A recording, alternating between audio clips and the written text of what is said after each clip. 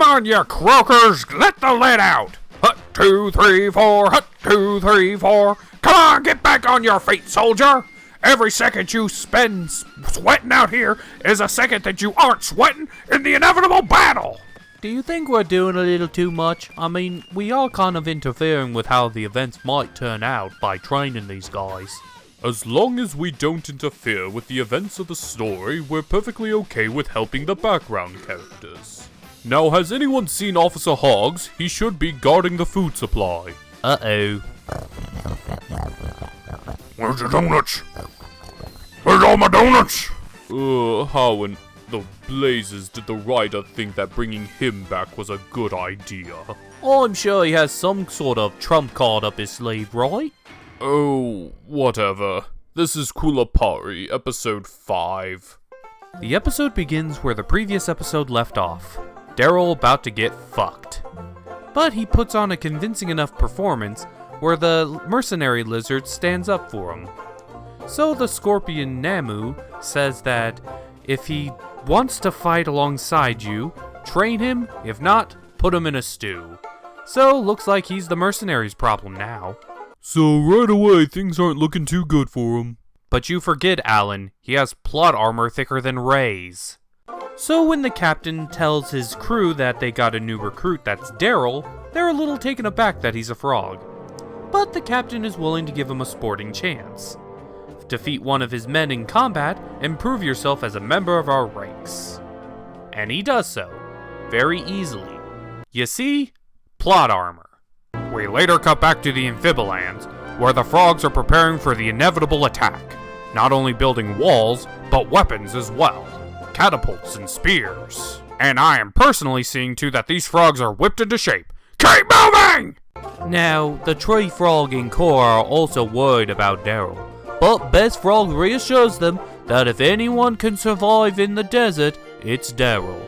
Speaking of Daryl, he wakes up in the lizard's bunk believing he has the run of the place. But he runs into the lizard captain who begins to ask him a lot of questions and try to get to know each other, saying that they're mercenaries and they only fight for money and no other reason. Daryl gives him a fake name and tries to come up with backstories for himself on the spot when he gets volunteered to work in kitchen duty. And I'll have you know that kitchen duty is a very important duty.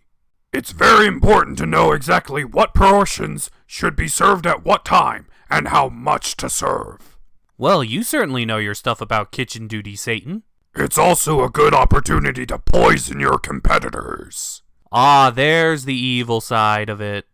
Well, Daryl manages to weasel his way out of doing kitchen duty and starts doing a very underrated part of the plan when it comes to rescuing someone.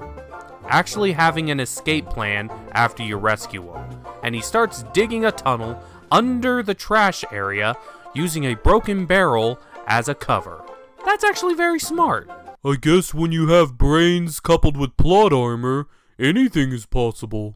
You know, I'm starting to think we should get our own plot armor ourselves. That way we can do anything! Yeah, but the downside of plot armor is that everything becomes boring afterwards. Oh, yeah, right, I forgot that. Well, we cut to Commander Pico as he's going to feed the prisoner Guy.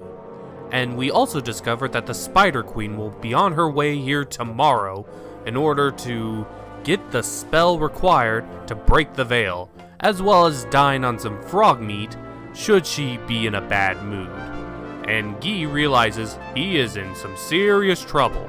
But not as much as Daryl is, as he opens his escape tunnel right underneath the Komodo Dragon Den. So on a grand scale of epic fails, we give this one a... Well, Daryl discovers that Komodo dragons are more scared of fire than they are hungry for Toad, so he manages to escape, and now decides it's about time he starts looking for Guy. And after gaining some information, he goes back to the lizard camp and discovers where Guy is hiding. He frees him, but only slightly, as he's still attached to a ball and chain. So he has to get the keys away from the big lizard guard somehow. So the plan from here is to knock him out with a giant rock.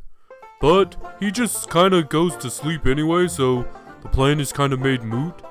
So they managed to get him out and, wait a minute, they didn't get the key? Why didn't they get the key? Well, maybe he didn't have the key. Why wouldn't he have the key? He's the guard of the freaking cell. Well, he is part of the mercenaries, so maybe the mercenaries don't trust each other enough, so maybe the captain has the key. No, you're right, it really doesn't make sense. Almost doesn't make as much sense as this next scene, where Guy literally slides through the entire town, but doesn't get seen by one scorpion or lizard. At all. And then the plan is to disguise him as a training dummy while he goes searches for a wheelbarrow in order to help wheel him out of there. Come on, Daryl, I was complimenting you about how smart you were. This is a really stupid decision. I don't even really have to animate all the possible things that could go wrong. Well, Daryl does manage to find a wheelbarrow, although the snake lady from before is pissed off at him still and takes the wheelbarrow away from him. So they're left without a plan, but they better come up with something fast, or something interesting is happening, and we aren't shown what. So, anyone want to take bets before the episode airs? Spider Queen! Seriously? No one's gonna bet something else? Nah, there's no point. We're already been told that Spider Queen is coming. And what could have possibly driven everyone's attention away so far so much? Yeah, you're right. So, what about this episode? It was more or less a filler episode. I mean, some things did happen, but they were relatively minor in the grand scheme. And Daryl was a mixed bag in this one.